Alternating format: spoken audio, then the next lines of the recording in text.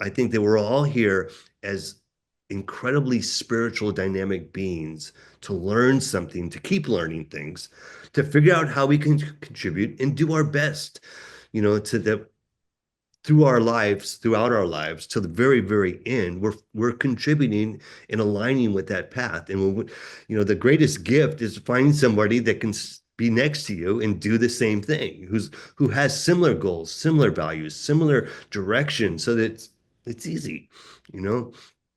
And that's the key, in my opinion. I love it. And I'll just add that with that, knowing what we want, feeling worthy of it.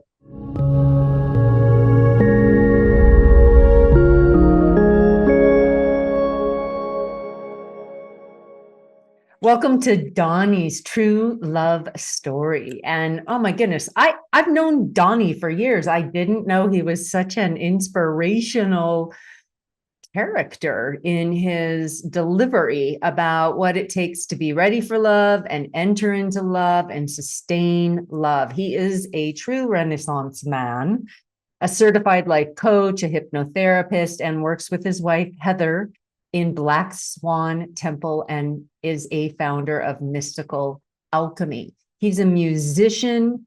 He has provided musical support for spiritual events, ceremonies, dances, tantric practices for the last 25 years. And he's highly versed in compassionate communication, nonviolent communication, which plays a role in his true love story, how he met Heather and how he utilizes communication in their relationship. But my guess is you're going to walk away pretty inspired, because this is like a pep talk, among other things, lots of wisdom, his own vulnerability, his own course correction in life, how he went from victim to empowered, and why that's important when we're telling our own stories of our lives.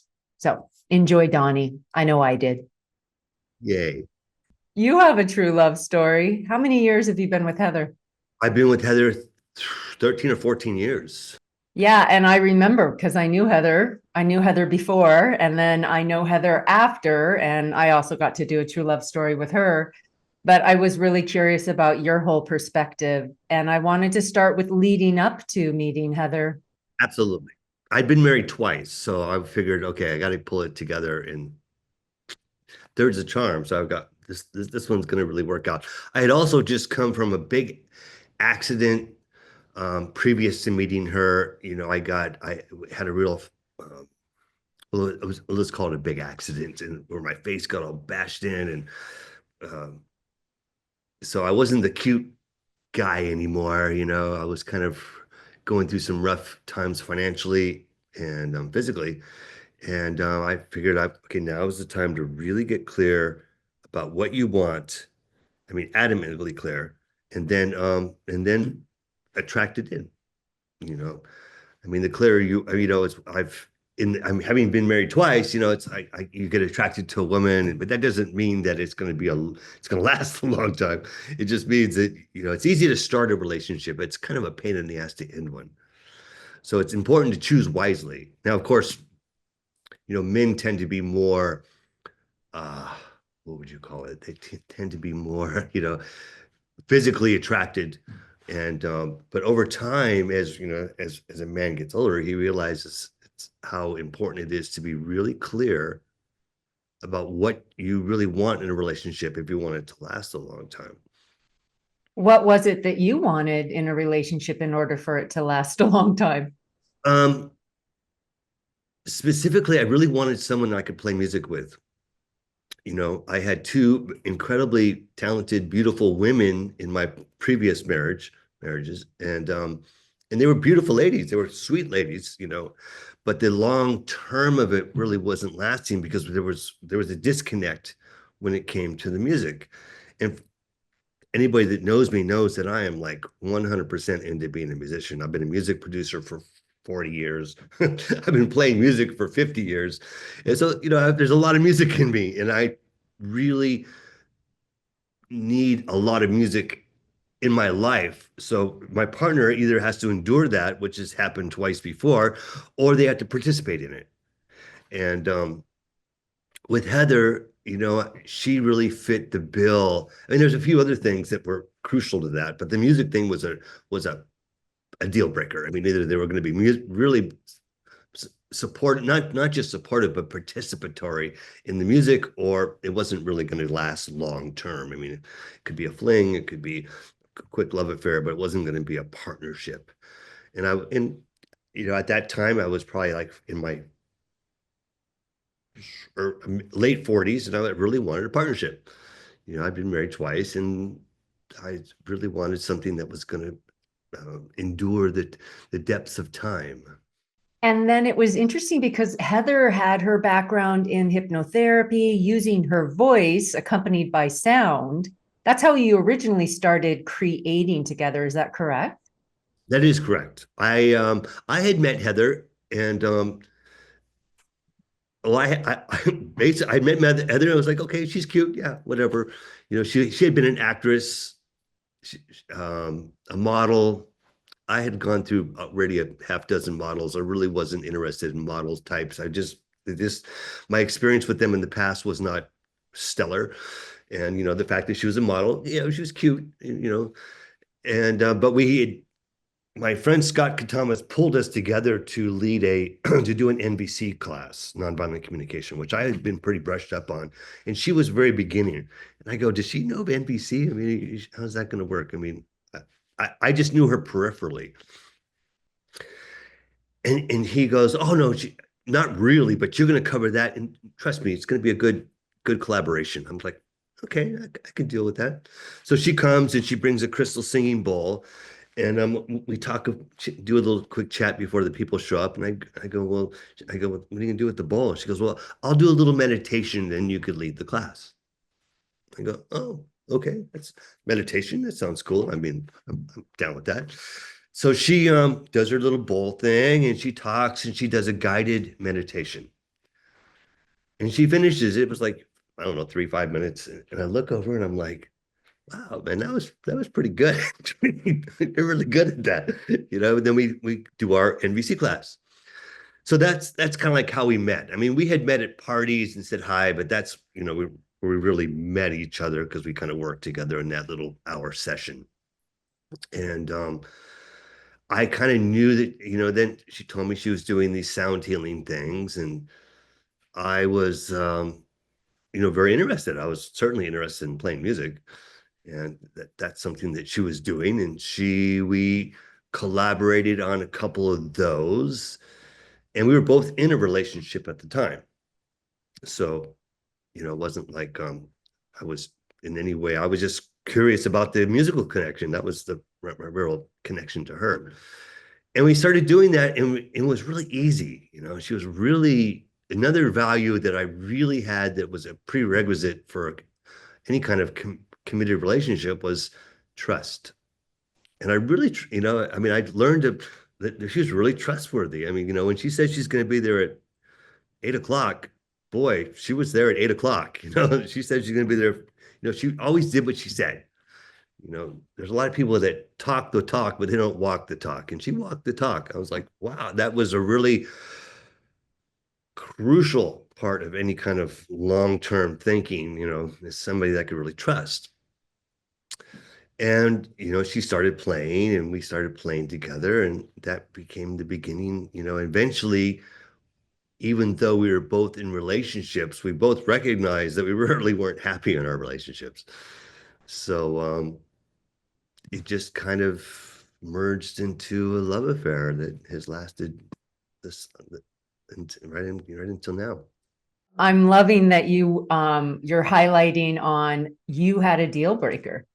It was your passion for music, wanting to co-create in the musical realm was what you were looking for in a relationship. So, because a lot of people like are maybe think they have to compromise. Yeah, well, it's interesting you say that, because I remember doing my life coaching session with this woman who she came up with the 10 S's of she wanted somebody sexy and sincere and sweet and successful, and we mapped all that out. And I was asking her about her previous relationships. I go, well, how many of the 10 did he have? and he had, oh no, he had like six. And I go, six? That's not a very good odds. I mean, of having a great relationship. I go, what about the other one? We had like seven. I'm like, what's up with that? I mean, what were you thinking? She goes, oh, well, I was pretty sure I could fix him. I laughed. Like, I mean, as a life coach, I'm like, girlfriend, you're not here to fix anybody. The reality is you want to start with a 10 because trust me, after a time, a relationship's going to be work. The honeymoon's going to eventually be over and you're going to have to really, deal with the day-to-day stuff. And you want to start with everything really aligned first to get over those humps in the road, to get over the challenges and trials and tribulations of life itself. I mean, most of us are experiencing at least some challenges along the way of life. So, I would say practically all of us. So you want to start with that high level of values, direction. I won't say commitment. I'll say just values and direction to start there. And of course, commitment where you're going to want to be together. But if you start with all that first, then when all that stuff comes up, it's just easier to navigate through it because you guys are aligned anyway. And the bumps along the road don't throw the car out of whack and pull you away. You just kind of go with the flow. So it's important, we're not here to fix anybody. I think it's very arrogant to think you're here to fix people. And minimally, we're here to inspire others, and find the commonality. You know, a good example of the woman who wanted the 10S's, for her, successful meant that he had to be making $150,000 a year. Oh, hey, that eliminates a lot of guys. I mean, not everybody's making 150,000 a year. There are some that do, of course, but not the majority. I'm just saying. So, but that specificity is super crucial because the more specific you are, the more specific the results you get. So, by knowing exactly what you want and holding to that, you're going to magnetically attract that person into your life. I mean, we are biochemical beings, navigating an electrical magnetic world here. And yet we don't give ourselves the credit or the awareness of that infinite power we have to manifest. Our mind is our greatest tool. I mean, our mind will manifest anything if we're willing to do the work, but we got to be willing to do the work. I Yeah, mean, and stay really focused, like you're saying, get really, really specific on what you want. Hey, Donnie, I think it's pretty remarkable that when you met Heather, you had just had an accident. You had, I remember, like a scar, right? Like there were some things going on physically, so you didn't look like you used to look. you You said you were going through some financial challenges. So understand. yeah, understatement. Okay, so what gave you the self-confidence and the self-esteem and the self-assurance to pursue a relationship and at that point? Well, one, we all go through challenges. I was definitely in one of the heights of the challenges of my life. So I'd played the victim for a while and I didn't find that to be very satisfying. And I just, I recognized that, I had to pull my head out of my ass and wake up and smell the coffee and get my shit together. And as a musician, I had my shit really well together. I mean, I could play. And so I presented myself as that being who was a musical collaborator. And as that collaboration grew, like I said, we didn't start off looking for a relationship together. We both were in relationships. So as that collaboration grew, I recognized, wow, this woman's really fun to be with and really fun to play with and really fun to work with, you know. And you know, I think of course, you all have to have confidence. You all have to believe in yourself. I mean, that's the bottom line. You got to believe in yourself. If you believe that you're not worthy of a great relationship, you're right. I mean, I mean, that's your belief system. You're as good as your story. And I I I never doubted that I was not worthy of a relationship. I just had to get out of that victimhood of getting beaten up and the finances and all that stuff. And once I of what I call it, rejected that reality and claimed a new reality, my life turned around. And Heather was a part of that. I mean, it since I've known you guys for a while, it feels like you just keep bringing out the best in each other. Would you agree with that? Yes.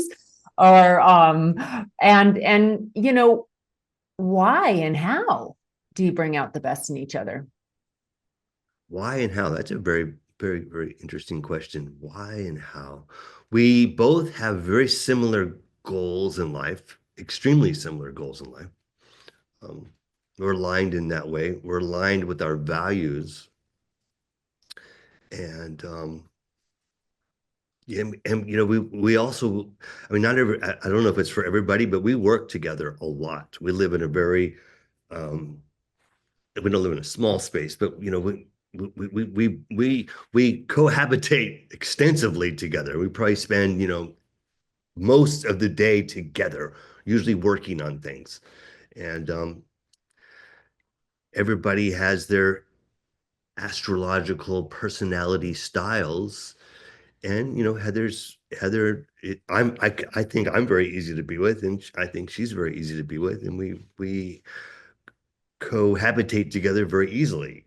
You know, she has incredible qualities, and um, it's an easy collaboration, we'll call it. Yeah, there's an alignment, there's a match there for sure. Um, so there you were in a more difficult stage in your life. You were in a relationship, but it wasn't a long-term relationship.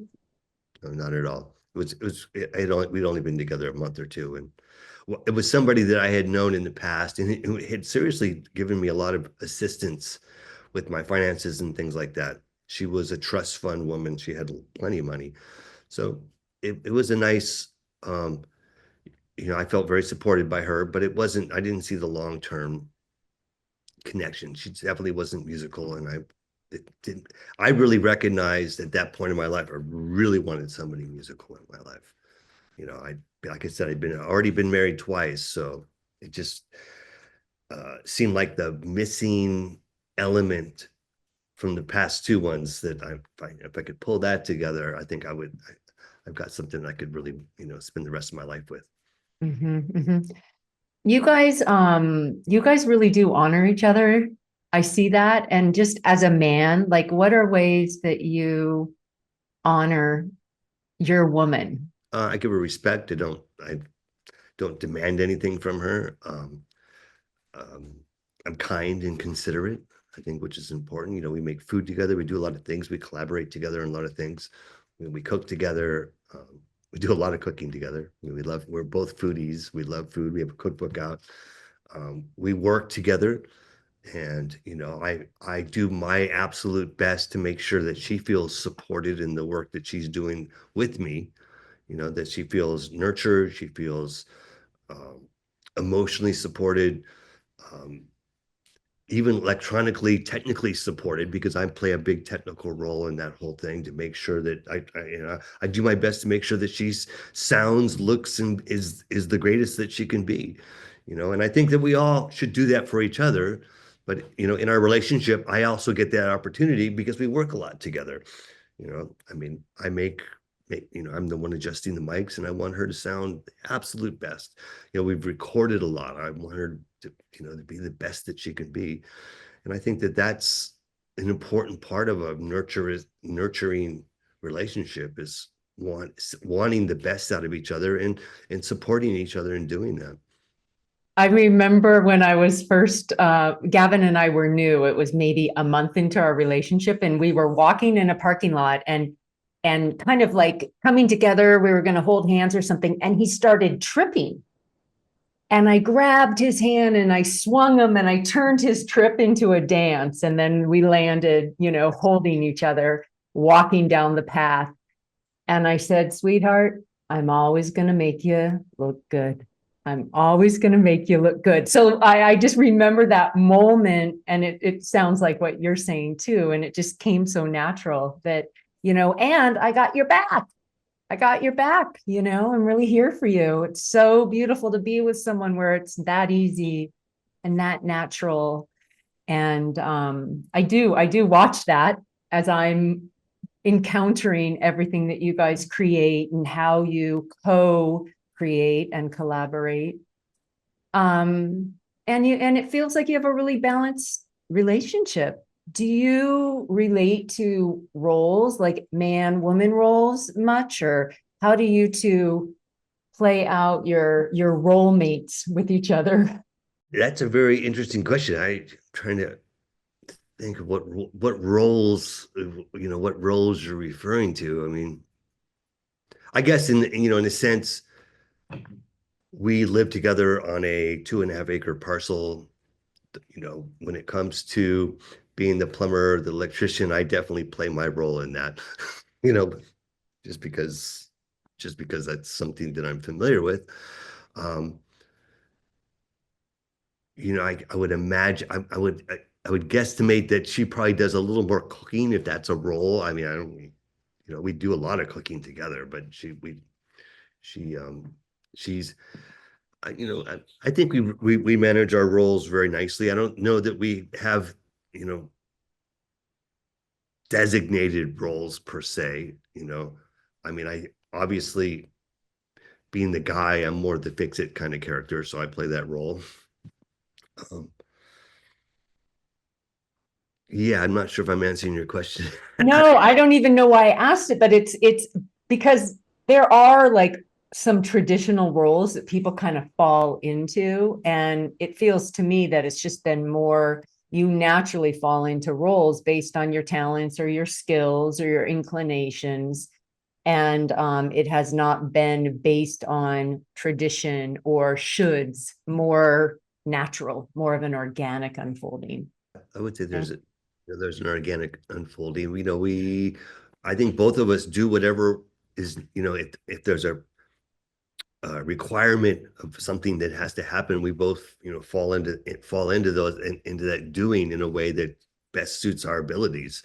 There are some things that Heather is very good at, and she naturally picks up those balls and runs with them. And there's certain things I'm better at that I will pick up the ball and run with, just because we've done it before and we're more familiar in those areas. It's very complementary how you two work together and grow your business and do your creativity. I definitely have seen that. I would agree with that. Yeah, Uh, absolutely. I mean, yeah. Heather is definitely very, how would I say it? She's very driven, in certain areas. And I am in complete support of that and, acknowledge that. Yeah, it's so sweet. So let's go back to NVC for a moment, nonviolent communication, and also just you as a man in his 40s. You were clearly drawn to some personal development work if you were in the world of nonviolent communication and communication skills. Something pulled you into personal development, emotional maturity. And when was that for you, that you stepped into being, just a little more conscious about your life? And Well, certainly after the financial crisis and my accident, or what I want to call, I mean, I basically got beat up. Somebody took a baseball bat to my face. So that was a very life shifting situation that happened, because, I woke up 2 weeks in the hospital later and went, oh boy.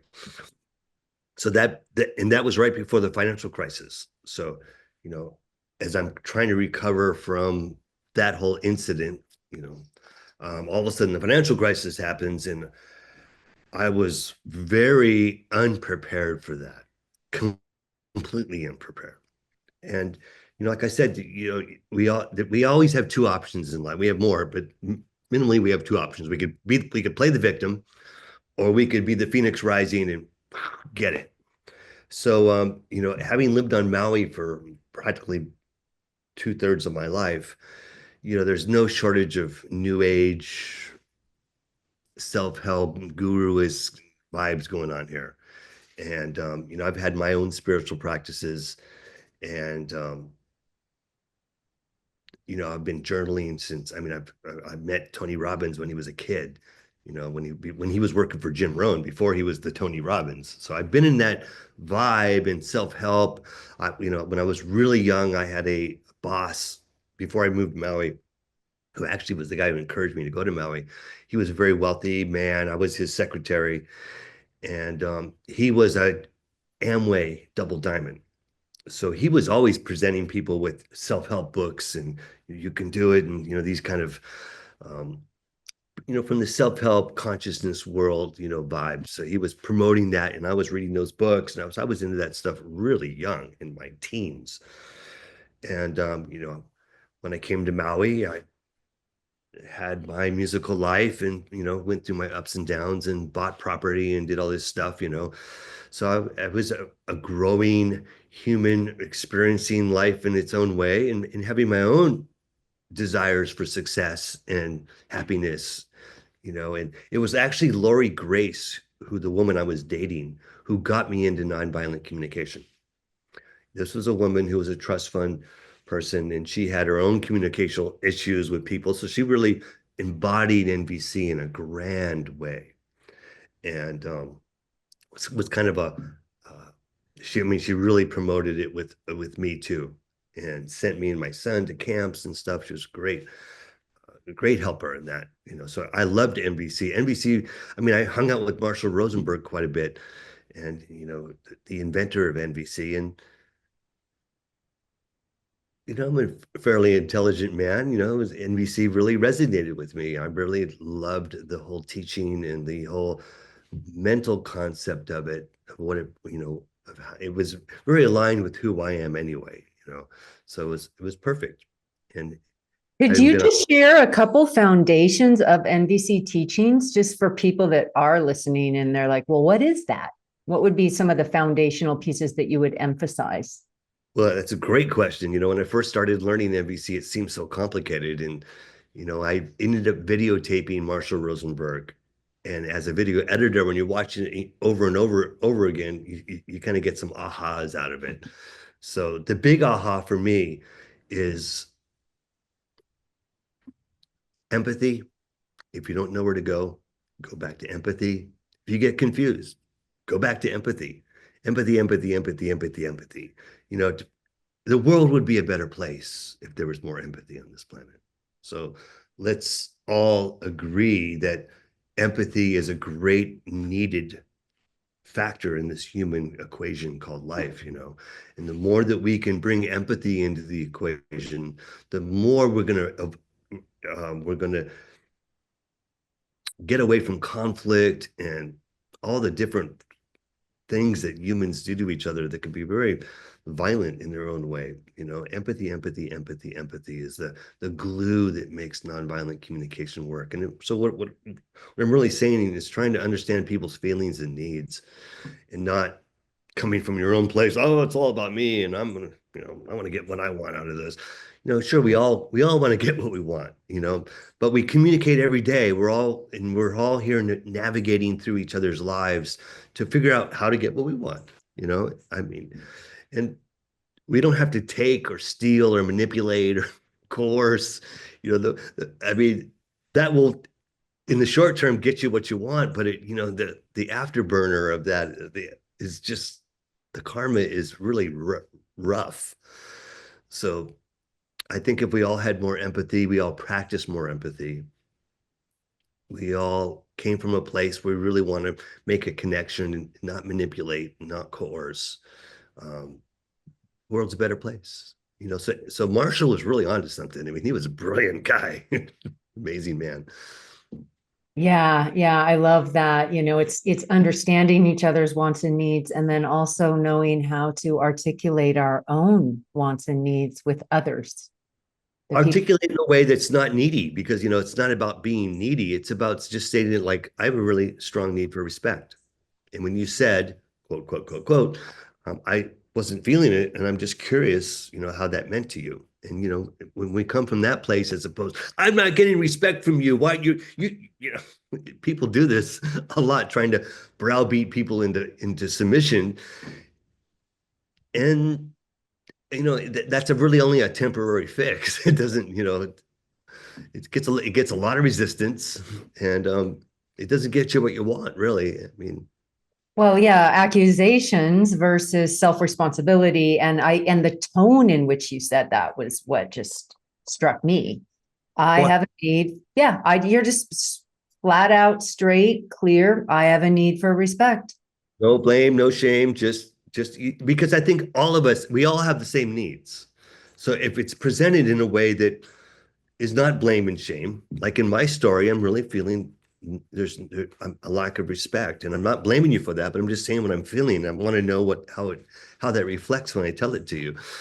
So you give people honest way to communicate without we all get you're not respecting me and you're not this and it's so it gets into the fight or flight or defense, and that's not the way we communicate. That's not the way that we have connections with each other. And That's it's not how we keep our true love stories alive. So, I mean, no. as you're talking, I'm just thinking, for people who are preparing to meet their partner and wanting to be the very best partner possible when they do, how awesome, find their person.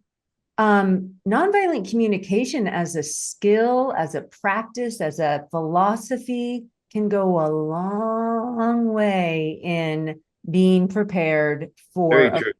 Yeah, no, absolutely. I mean, it's emotional responsibility, or more better said, emotional maturity is a pretty good beginning for a relationship. And I think a lot of people and we all have growing to do. I don't claim. Heather will be the first to point out I'm not the perfect person. I don't claim to be. We're all work in progress. And, the more we can own our own feelings and not blame other people for it, own our own needs and not blame other people for it, take that self responsibility, the easier it is going to be to be in a relationship that has longevity to it. Yeah, yeah. And whether single or coupled, learning how to have communication skills that are empathic, that are self-responsible, that are curious. That's like right now, all of our relations. It's a key to the long-standing relationships that people so often are looking for. So I'm glad we're stumbling upon this conversation, because I was sharing with you before we started, my whole intention why I'm having these true love stories is, I mean, we're so blessed, Donny. You've got your woman, I've got my man, our person, right? We're compatible, we love our lives. It's made my life so much better than it was without. And I want more people to experience that. But it's hard to experience that if there aren't communication skills and also self-esteem and self-love. So I'm going to come back to you having been beaten up, and I'm like, so sorry. I know that was, can't even imagine waking up after 2 weeks to that stark reality. But how were you in that dark night giving yourself the love and the care and the endurance to recover and be open to love again? I mean, yeah. How did you get through that? I want to go back there because I know you were communicating with yourself in your own consciousness. Of course, yeah. You know, at that particular time of my life, there was a couple, actually a few years that were really, really challenging. And the takeaway, I got from it is that we are, and we all go through challenging times. I mean, there's nobody I've met that hasn't had some kind of big bump in the road that's been kind of traumatic. I personally experienced a pretty good sized bump there, and it came down to really reframing it. At that time that all happened, I was a different person, very different person. And like I said, I had definitely options to be going to the victim, blame and shame, and it's everybody's fault, but but not mine. Oh, poor me, poor me. And I certainly had moments of that, but I realized that that was not going to get me what I wanted. I mean, so many of us have this blame, shame chip on our shoulder. It's everybody else's fault but ours, And unfortunately, when we do that, we give away our power. So I was I had my awakening through all of that. And I realized that, unless I like I said, pull my head out of my butt and wake up and smell the coffee, I was not going where I wanted to go. I mean, obviously. So I woke up and said, okay, what, I reframed the whole thing. And I said, well, what really happened was instead of me getting beaten up and it's all their fault, I go, the angels came and they did a course correction. That's, you know, because like I said, I was, at that time was making a lot of money. Um, I had a big ego. I had multiple girlfriends. I wasn't really contributing at that time. And I think that's an important, I mean, now that I'm a minister and I think it's important for us all to find that level or way of contributing back to society. And as we do that, the more that we do that, when we figure how we can contribute, life gets easier. Life gets better. So by reframing that whole incident into that awakening, recognizing that this the dark night of the soul is my greatest opportunity. There's an opportunity in everything that happens bad, and there's a responsibility for taking to take responsibility for what you created. you know, there's to get out of the victim thing and the blame, shame, and to recognize that, hey, I manifested this. This is my journey. It's tough. It's not feels good, but I'm going to pull out of this something that's going to be worth it. There's out of every lump of coal, there's a diamond in there. You just got to polish it up. So, I basically went on that journey because I realized that the other option was going to hell. I was in that process of losing everything and thinking that the value of who I was my finances. And I realized that wasn't the value. The value of who I was my soul. And I still had my hands, I still could play music, I still loved that contribution to society that I could offer. And I found a co-partner that loved music and loved performance, and we collaborated together and built something really beautiful out of that, in these last 13, 14 years that have been magical. And Oh, yes. it's really important to own your own shit, to not blame others for it, to really get your story together, to recognize you're as good. I mean, as a life coach, I recognize you're only as good as your story. And, because a lot of us have a lot of stories that are derogatory, degrading, blaming, and those stories don't do anything good for us. So, as I recognize that whatever stories I had that weren't serving me needed to be eradicated and moved on, um, my life changed, changed in a beautiful way. It sure did. So that I love the reframe. I've had my own course corrections and one only 2.5 years ago that was whoa. But I relate to what you say about like at a soul energy. So for me, it was similar. I'd gotten kind of too involved in the personality or the ego or the image. And it was a quick course correction that I am not anything I won't take with me when I die. In other words, I am that essence, that soul. And then what I'm hearing for you, it happened to me too, is the more I came into a soul recognition and from there it's like, how can I give? That's when I met my beloved. That's when you met your beloved. And she saw you soul to soul. She saw your soul. She saw the ways you wanted to contribute and were contributing. And and you just met actually contributing to other people through nonviolent communication. Mhm. I'm pointing it out because part of what I'm doing here is research. Like how is it that some people meet their person and others don't? And we all have our own journeys and timelines, and there's a lot of different components, right, to meet the one. But what I'm most curious about is what is the inner work? What are the realizations within that can nurture the potential of meeting a partner? Which is what I would like to ask you. If you feel like, are there some key elements that would set someone up to be more likely to meet their beloved? Yeah, I think that's an easy question to answer. I think the first step is you got to be really clear about what it is that you want. It's not just some cutie or something you're physically attracted to, because the physical attraction will is not enough.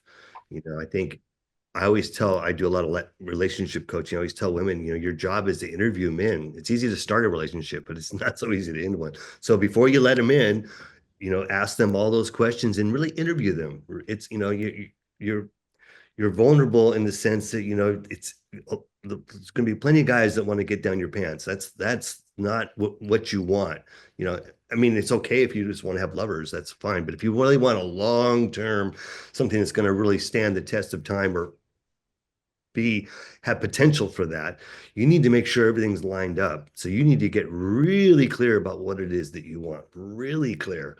I mean, I highly recommend people journal, write down what they want.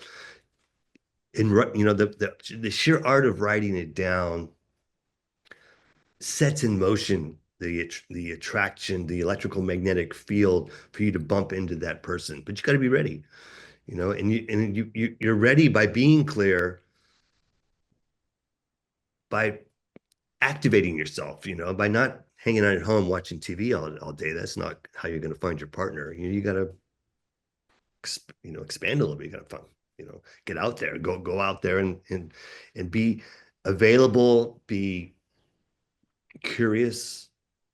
Um, and we're all on a different level spiritually. We're, none of it's better or worse. It is what it is. Life is what it is. We're all experiencing this great thing. And so we have to, come to the table with a open heart, certainly a lot of gratitude and an alignment to why we're here, what we're going to do. And I think it's really important to, as we discover what it is, why it is, where it is we want to be, to recognize others who are in a similar kind of direction. So we're all, because if we cohabitate with people that are going in the same direction, that want the same things, boy, it's a lot easier. It's much easier. You don't have to put a square peg in a round hole. You don't have to fix anybody, or thinking that you're here. Yeah, it's good, but I can fix. You're not here to fix anybody. It's, I mean, it's a wonderful. It's a full-time job to fix your own being. Figure your own self out. Figure out what it is that you want. Figure it out how to not be irritable, grumpy, complaining, whining, all these things that humans take on.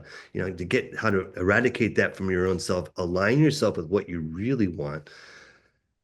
And I believe personally that when that happens, the angels are watching over you. I mean, the angels are like, just like the angels are watching over me when I was doing the wrong things, they came along and they orchestrated what I called a course correction, which was rough. I mean, it was really rough, to be bluntly honest.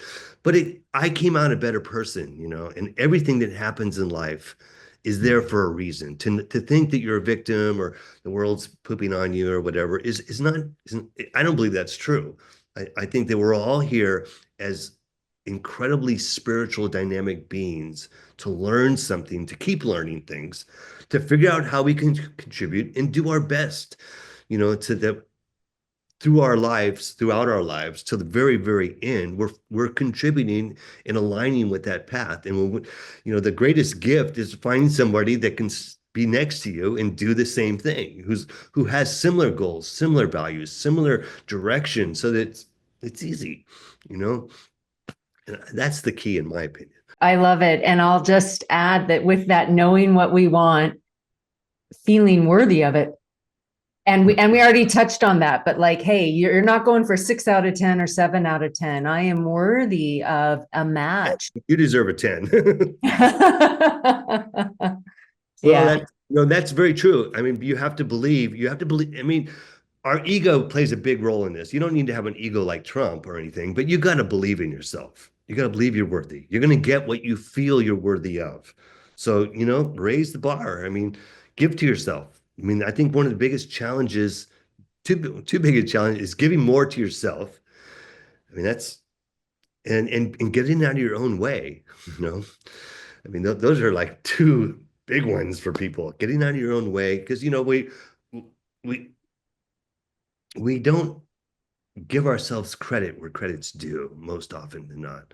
You know, we are such powerful, dynamic beings here to do a powerful thing if we, can just if we really take the time to discover that. We all have gifts, we all have challenges, we all have weaknesses, we all have strengths. And recognize that the challenges and weaknesses were gifts in themselves, so to evolve through, so we can take our our what we do best and what we thrive for naturally, and run with it, and offer that to the world to make the world a better place. You know, the world needs us. It absolutely needs Amen, brother. Amen. us. Wow. Well, you've sure shared a lot of inspiration, Donnie. I love how personal you've been, and you're just letting us in on your own process and your own experiences, but really your great turnaround, your own flipping of the switch instead of what's wrong here to what's right here, and to make something right out of it all. So thank you for your insights. Is there anything else you want to add in terms of anyone who is watching this who's maybe hopeless or waiting or wanting? I would add this. There are what, 6 billion, I don't, maybe more by now, 7, 8 billion people out there, half of which are males and half of which are females. So there's plenty of people. There's more than enough people for us all to find somebody that's really going to work for us. To think, oh, there's no good men, or there's no good, that's BS. If you think that, you're right. So, I mean, I would turn that story around and go, hey, there's plenty of good people out there. Now I just got to get really clear about what I want and focus on that. Focus on really on me. Focus on me, because that person is going to find me. The electrical magnetic field is going to guide that person around. The angels are going to bring them in, to not worry, not think that it's not going to happen, because that's not going to help. To really just open up to who you are, to what you're about, which is very important for you to figure out what it is, why you're here, what you're doing, and then find someone that wants to join you along the path, because there's a lot of people out there. There's more than enough partners. To think not is your own story and illusion that's not serving the higher purpose. We're all lovable. There's somebody for everybody, I promise you. you know there's no shortage of souls out there that want to connect and want to have meaningful relationships. So your job is to be really clear about who you are, why you're here, what you're doing, and then also really care about what you really want in a partner, so that that partner finds you and bumps into you. There's nothing to it but to do it. And yet, it's not to be looking for a partner. A lot of people are looking for a partner. You're here to be really clear about what you want, and be really clear about who you are, so that that partner will discover you as well. Yeah, yeah, both ways, right? I like that. It's all that magnetic attraction, and it can happen when we get out of our own way, as you said, and draw it in and believe it. Yeah. Got to believe to receive. Like I said, if you believe it's not out there, or she or he's not out there, you're right. But if you believe that that person's definitely out there, you're definitely right. There's plenty of people. I mean, how many people are on this planet right now? I mean, the world is infested with people. So there's plenty of good people. There's a lot of good people out there, and that's actually something I ask a lot of people, guests, because there is a belief there's not enough good people or good men out there, and it's just never been my understanding. I find evidence every day, so I'd put that call out. Find evidence of good people every day and find evidence of healthy couples. They exist too. You know, you guys have such a cool relationship. You guys inspired me, you know, watching the two of you, truly the way you love each other and adore each other and co-create together. So Donny, this was fun. Thank you for sharing your wisdom, your insights, your joy, your story. Very helpful. Well, Joy, you are an angel yourself, and it is always a pleasure and an honor to be around people that are like-minded and creative and talented. And you set a pretty high bar. Obviously, your partner had to be really high caliber himself to really find that connection with you. So I would never ever doubt humanity's cause and all of us really creating great partnerships within each other. I mean, and those who are not creating great partnerships are there to learn. Some of us are learning what we want by first discovering what we don't want. So, I mean, don't beat yourself up when you get what you don't want. Take your lessons, learn, get clear about what you do want so you don't recreate that. Some people are creating, over and over these abusive relationships, but until they figure it out that they don't want that anymore, they're going to keep doing that. That's part of the life lesson. And I'm not making anybody wrong for doing that, but I would recommend that they get more clear about having something beautiful and exciting in their life, because they can have that too. Doesn't have to be a drama story, or it's we are here to shine, to let our light shine. And like I said, some of us are definitely learning what we don't want first, which is fine. But as we get older, that story doesn't really, it's time to wake up and smell the coffee and get your groove on. I mean, I'm 61, so you know I certainly had made a lot of mistakes along the way. And, as we get older, we mature, hopefully emotionally mature, and there's a lot to experience in this thing called life, and the one who makes the most mistakes has the opportunity to learn the most. So don't be afraid to make mistakes. And more importantly, get clear about what it is you're here for and why it is and where it is, and go out and do that. And magnetize somebody that sees what you're doing and goes, I like that. I mean, Heather was doing these sound healings. I'm going, I like that. I really liked. I mean, I had been a new age music producer, so it was right up my alley. And I didn't have to travel the world to find her. She bumped right into me. So there's plenty of people out there. There's no shortage. I love that. I just want to add one thing when you were talking about we make the mistakes, we learn what we want by finding out what we don't want. And then sometimes people get caught in patterns, which is really true. It's really true. And then there's a fear, oh no, I'm going to attract that kind of person again. Or there's just the fear can feed the patterns. And so you spoke about trust at the very beginning of this interview, and you developed a trust with Heather. But I'm just going to speak to developing a trust with self, like trusting that I won't do that again, like choosing and trusting, and then stepping into relationships, taking the risk to try again, and trusting self. I'm not going to do that again. If it's a no, if I get a sign, if I feel like I'm getting back in a pattern, step out. If I've attracted something that's not someone who's abusive or putting me down or not, it's step out. And one last piece on that, because it just dovetails with everything you're saying. I know for Gavin and I had a pattern I wanted to make sure I didn't recreate in the relationship that had to do with taking on too much responsibility. And in some ways, but just not being as true to myself as I could be, not really listening to my needs and wants and tending to more acquiesce, right? But I knew that was a pattern. So I brought it to him early on. I brought it to him at the beginning and I said, this is something I can't do again. And I want you to know it's something that I'm going to keep an eye on. And can you be my ally in this as we go through this dating process? So I trusted him and myself enough to name it. And, and so of course he's continually encouraging me to, Great. is that what you really want? Or wait a second, I can do this, babe. Don't take responsibility for me. Like he is my ally in breaking that pattern.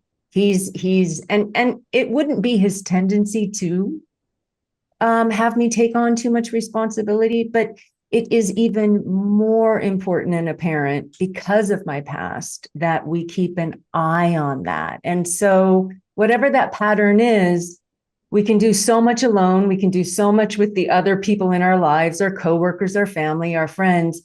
But stepping into the vulnerable terrain of romance and intimacy and life partnership, let that person in on where you've had patterns that didn't work in relationship that you want to change this time. So did you guys do that, Donnie? Did you and Heather talk about past relationships and things that hadn't worked and what you were looking for when you came together? Not really. I can't, I mean, not that I recall, but of course that was 14 years ago. Uh, Yeah. what we did do is we got really clear. I mean, I think, half the battle in life is discovering what it is, half the battle of overcoming obstacles and things is realize what those obstacles are. You realize that for you, what was really important was not overworking or overcommitting yourself and recognizing that. Um, that's a key element. I mean, I had recognized, like, in my own self, I really wanted somebody that was musical, and I certainly talked to her about that, and she, really invested herself into being more musical because she saw that the performance thing with us had some great potential. So recognizing your own, I mean, being, know thyself, but more importantly than just know thyself, know what it is that, where your challenges are.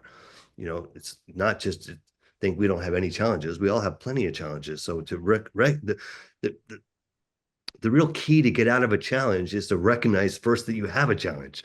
And that sounds like exactly what you did. You brought your partner into awareness, and he has supported you and nurtured you all through that process, which is the way it's supposed to work. In a perfect world, I mean, we all do live in this world, and it is as perfect as we make it. We're here to create heaven on earth, and you, by being clear about your partnership and what your limitations or what your boundaries are, your boundaries play a big role in this, recognizing our boundaries and honoring them and not letting things cross over them, but being strong with our commitment, what our values are, what our boundaries are, is plays a big role in having successful life. Yeah, and successful relationships. So, well, thank you, Donnie. My goodness, this was really great. I appreciate you so much. I love you too. All right. Well, blessings, mahalo, and aloha, brother. Bless you.